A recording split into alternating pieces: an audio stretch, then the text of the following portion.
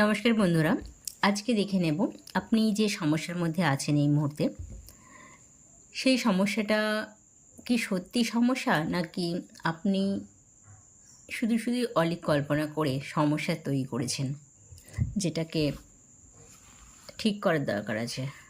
ওম নমঃ শিবায়, please help me. 3টে card নেব।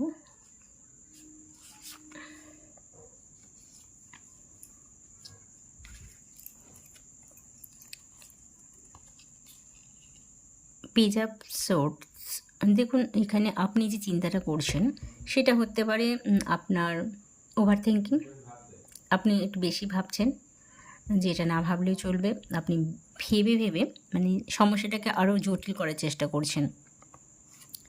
আপনি যদি এখানে নিজেকে ব্যালেন্স করেন, নিজের পার্সোনাল লাইফ বা কেরিয়ার বলতে পারেন, যদি ব্যালেন্স করেন তো আপনি একটা স্টারের দিকে যাবেন, বা আপনি একটা উঁচু পোস্টে যেতে পারেন, বা আপনার মনে যে সুপ্ত ইচ্ছাটা আছে সেটা হয়তো আপনি পেয়ে যেতে পারেন। একটা সুন্দর সুসংবাদ আপনার কাছে আসতে চাইছে, যেটাকে আপনি ওভার থিঙ্কিং করে করে মানে ওই দিকে আপনি সময়টা নষ্ট করছেন, যেটা আপনি চিন্তা না করলেও চলবে। আপনার যে সুযোগটা আসছে সেই সুযোগগুলোকে আপনি কিন্তু হারিয়ে ফেলতে পারেন। অতএব যেটা নিয়ে আপনি ভাবছেন, যেটা আপনাকে খুব দুশ্চিন্তার মধ্যে ফেলছে, যার জন্য আপনি অন্য কিছু ভালো কিছু ভাবতে পারছেন না, সেটাকে ইগনোর করুন অবশ্যই। আপনার মাইন্ড প্রচণ্ড ফ্ল্যাকচুয়েট হচ্ছে, আপনার মাইন্ডের মধ্যে প্রচণ্ড বিশৃঙ্খলা সৃষ্টি হচ্ছে, সেটাই থেকে আপনি আউট করে দিন। আপনার যে লক্ষ্য আছে সেদিকে আপনি ব্যালেন্স করার চেষ্টা করুন।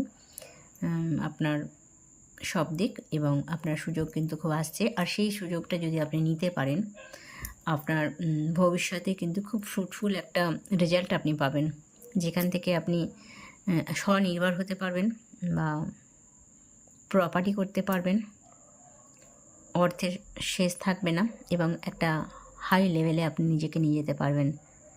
তো আপনার যে সমস্যাটা আছে, আপনাদের যে সমস্যাটা আছে, যেটাকে নিয়ে আপনারা এখন এই মুহূর্তে খুব ভাবছেন এবং আপনার লক্ষ্য থেকে আপনি বেরিয়ে যাচ্ছেন, সেটাকে কিন্তু আপনি সত্যি আউট করে দিন।